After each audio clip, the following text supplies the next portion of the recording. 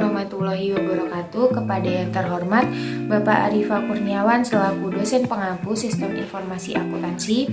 Di sini kami dari kelompok 2 akan menjelaskan terkait tugas akhir kami, yaitu penerapan Sistem Informasi Akuntansi pada UMKM. Di sini kami beranggotakan 3 orang, saya sendiri Diva Putri Salma dan 2 teman saya yaitu Julia Maulina dan Siti Safitri. Di sini kami akan menjelaskan terkait flowchart yang sudah kami buat, yaitu flowchart siklus pendapatan, siklus pengeluaran, produksi, dan siklus manajemen SDM atau penggajian. Nah, sebelum kami masuk dalam penjelasan flowchart yang sudah saya sebutkan sebelumnya, di sini saya akan menjelaskan sedikit tentang UMKM yang sudah kami pilih. Di sini kami memilih UMKM yaitu Bubur Baihaqi. Bubur Baihaqi ini adalah sejenis kedai yang menjual berbagai macam bubur seperti bubur ayam, bubur kacang hijau, bubur ketan hitam, bahkan Bubur Baihaqi ini menjual seperti STMJ, es cincau dan lain sebagainya. Nah, Bubur Baihaqi ini terletak pada Jalan Tengku Cikditiro, Sumberjo, Kecamatan Kemiling, Kota Bandar Lampung, di mana Bubur Baihaqi ini dikelola dan dimiliki oleh Ibu Marhamah dan memiliki 2 karyawan. Baik, di sini saya akan menjelaskan terkait flowchart pada siklus pendapatan Bubur Baihaqi. Seperti yang kita tahu, Bubur Baihaqi ini mendapatkan pendapatan dari pelanggan ataupun customer. Nah, yang pertama-tama, customer akan memilih menu apa yang ingin dipesan.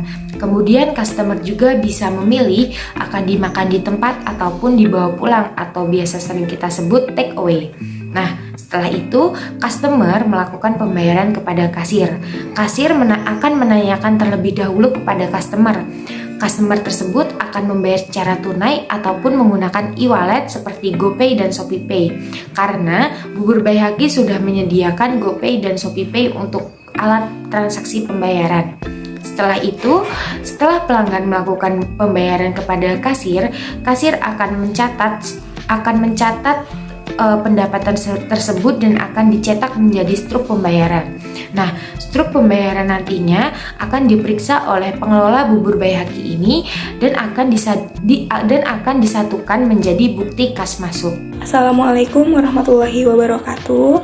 Di sini saya Julia Maulina dengan NPM 2051 030327 akan menjelaskan flowchart bagian pengeluaran pada UMKM Baihaqi.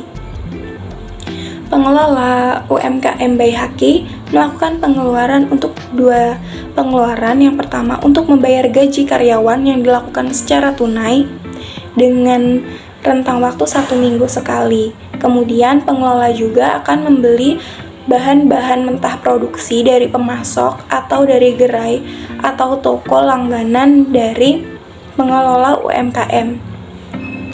Kemudian untuk metode pembayarannya ada 2, yaitu dengan metode via transfer dan juga metode pembayaran secara langsung. Setelah melakukan pembayaran, maka pengelola UMKM Baihaqi ini akan menerima bahan-bahan mentah produksi dari pemasok. Nah, untuk bahan-bahan mentah ini selanjutnya ada yang di stok sebagian dan juga ada yang diolah di bagian produksi untuk dijadikan beberapa menu pada UMKM Baihaqi. Selanjutnya di sini saya akan menjelaskan flowchart bagian siklus produksi pada UMKM Bubur Baihaqi.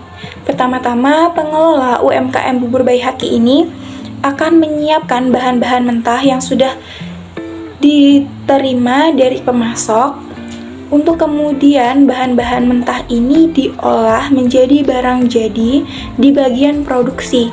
Nah, bagian produksi ini yaitu pengelola memproduksi secara langsung bahan-bahan mentah ini untuk menjadi beberapa menu yang tersedia di UMKM Bubur Baihaqi dengan dibantu beberapa karyawannya. Setelah produk ini jadi, maka pengelola akan mencatat laporan produksi pada hari tersebut. Setelah melakukan pencatatan, maka barang jadi ini akan dikirim ke kedai atau apabila ada pelanggan yang memesan secara langsung kepada pengelola, maka pengelola akan menyiapkan pesanan sesuai menu yang dipesan oleh pelanggan, dan kemudian pesanan itu diserahkan secara langsung kepada pelanggan. Untuk menu-menu yang sudah diserahkan ke kedai, maka akan langsung disajikan di etalase kedai. Untuk pembeli yang ingin memesan, baik itu secara online atau secara langsung, untuk pesanan secara online itu melakukan pesanan melalui GoFood dan ShopeeFood. Setelah melakukan pesanan, maka karyawan akan menyiapkan menu yang dipesan, dan kemudian untuk pesanan online ini karyawan akan menyerahkan menu kepada kurir GoFood ataupun kurir ShopeeFood. Untuk pelanggan yang memesan secara langsung, maka karyawan akan melakukan penyajian menu secara langsung kepada pelanggan di kedai atau di toko, ataupun untuk pelanggan yang akan dibawa pulang pesanannya, maka karyawan akan membungkuskan pesanan tersebut. Assalamualaikum warahmatullahi wabarakatuh. Saya Siti Safitri. Di sini saya akan menjelaskan tentang flowchart penggajian. Sistem penggajian pada usaha bubur bayi Haki ini yaitu para karyawan diberikan gaji setiap minggunya, tetapi gaji mereka dihitung per hari, yaitu per harinya 50.000.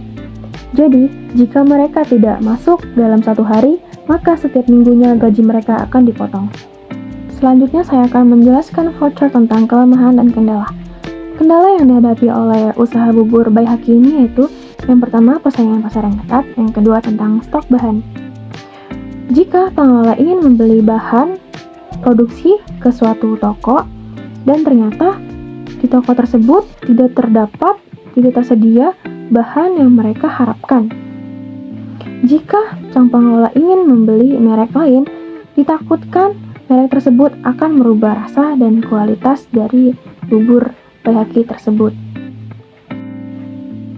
Saran dari kami yaitu, seharusnya sang pengelola bubur bayi Haki harus menstok lebih banyak lagi bahan produksi, dan mereka harus menemukan dan menentukan toko yang benar-benar menjual bahan produksi tersebut agar tidak terjadinya perubahan rasa dan kualitas pada bubur bayi Haki.